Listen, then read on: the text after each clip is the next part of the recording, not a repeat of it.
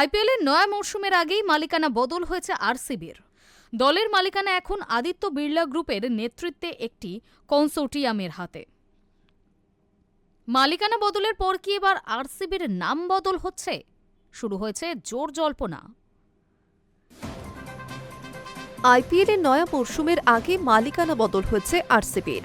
এতদিন royal Challengers বেঙ্গালুরুর মালিক British company দিয়াজিও PLC, যারা মূলত মদ প্রস্তুতকারক সংস্থা।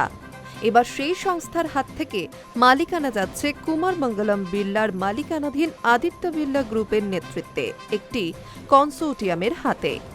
তবে মালিকানা বদল হলেও আরসিবির নাম কি বদলাচ্ছে, সেই নিয়ে জল্পনা তুঙ্গে।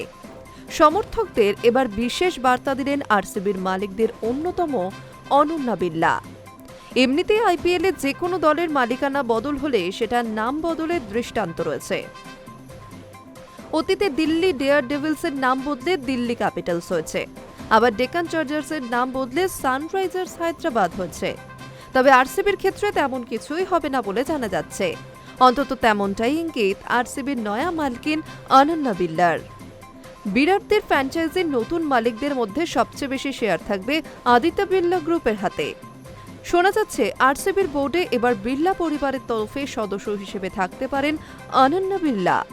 অনন্যা বিড়লা পরিবারের ষষ্ঠ প্রজন্ম, আদিত্য বিড়লা গ্রুপের চেয়ারম্যান কুমার মঙ্গলম বিড়লার কন্যা। তিনি সোশ্যাল মিডিয়ায় জানিয়ে দিয়েছেন আরসিবির নাম বদলাচ্ছে না। নিজের হোয়াটসঅ্যাপ স্ট্যাটাসে কুমার মঙ্গলম বিড়লার মেয়ে জানিয়েছেন আদিত্য বিড়লা গ্রুপের তরফে সিদ্ধান্ত নেওয়া হয়েছে যে আরসিবির নাম বদলাবে না।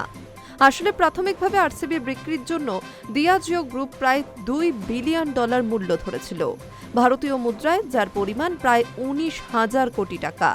কিন্তু পরে সেই মূল্য কমে যায়। জানা গিয়েছে আরসিবির নাম ও জার্সির সামনের দিকে স্পন্সরের একটা অংশ দিয়াজিও ধরে রেখেছে, যে কারণে আরসিবির বিক্রয় মূল্য কয়েকশো কোটি কম উঠেছে। তাছাড়া 18 বছর ধরে আরসিবি একটা ব্র্যান্ডে পরিণত হয়েছে। হঠাৎ মালিকানা বদলের পর সেই ব্র্যান্ডের নাম বদলে দিলে আসলে লোকসান মালিকদেরই। তাই নাম না বদলানোই সমীচীন বলে মনে করেছেন আদিত্য বিড়লা গ্রুপ।